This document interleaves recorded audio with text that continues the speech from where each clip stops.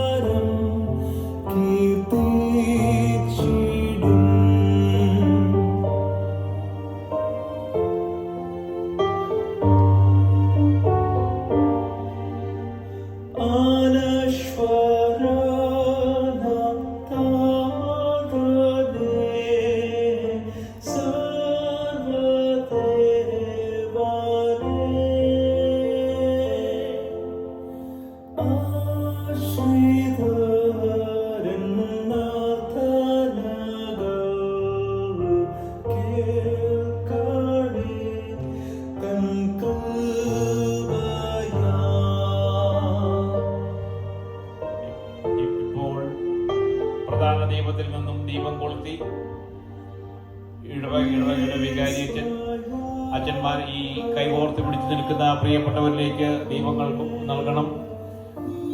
അവർ ജനങ്ങളിലേക്ക് കടന്നുപോയി ദീപങ്ങൾ കൊളുത്തി കൊടുക്കേണ്ടതാണ്.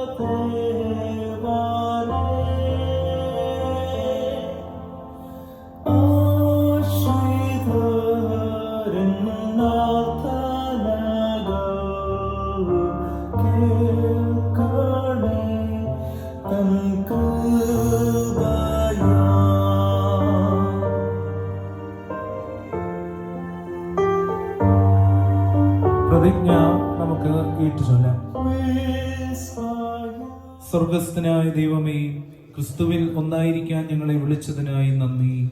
സ്വർഗസ്ഥനായ ദൈവമേ, ക്രിസ്തുവിൽ ഒന്നായിരിക്കുവാൻ ഞങ്ങളെ വിളിച്ചതിനായി നന്ദി. ഒരേ ശരീരമായി ഞങ്ങൾ അങ്ങേ ആരാധിക്കുന്നു.